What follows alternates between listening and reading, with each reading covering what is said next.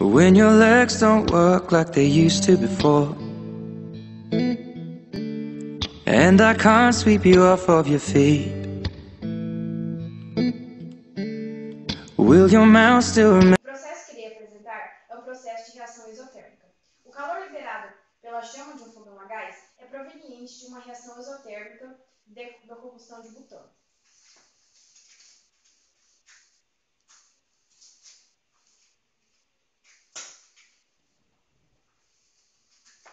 O gás butano no fogão da cozinha, que para pegar fogo, ou seja, reagir com oxigênio, que é um carburante, precisa de chama de um palito de fósforo ou de uma faísca.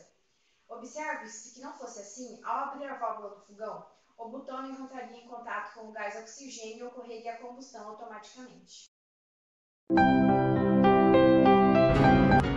processo que irei apresentar é uma reação isotérmica que se caracteriza pela liberação do calor. Quando riscamos um fósforo, provoca uma reação que faz com que o perclorato presente em sua cabeça inicie uma reação isotérmica que inicia uma chama.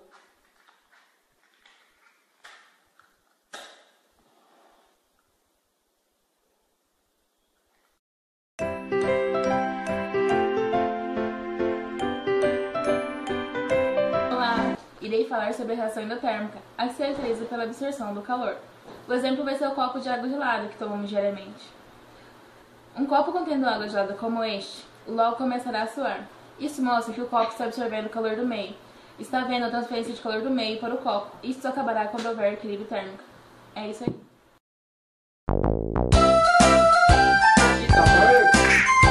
Vou falar sobre um trabalho de química aqui sobre ações endotérmicas, como exemplo, a caramelização do açúcar. Bora pro vídeo!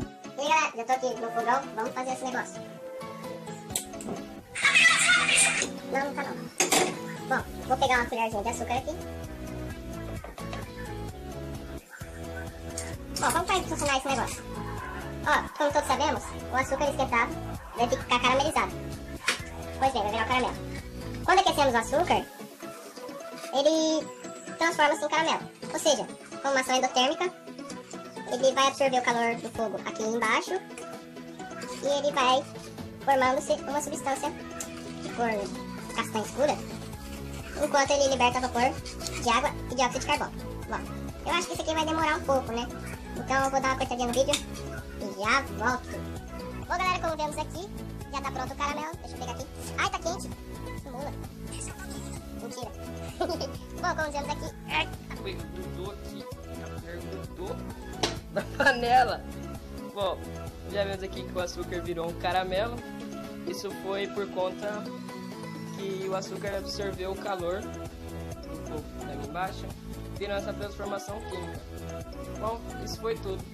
Espero que tenham gostado. Um grande abraço.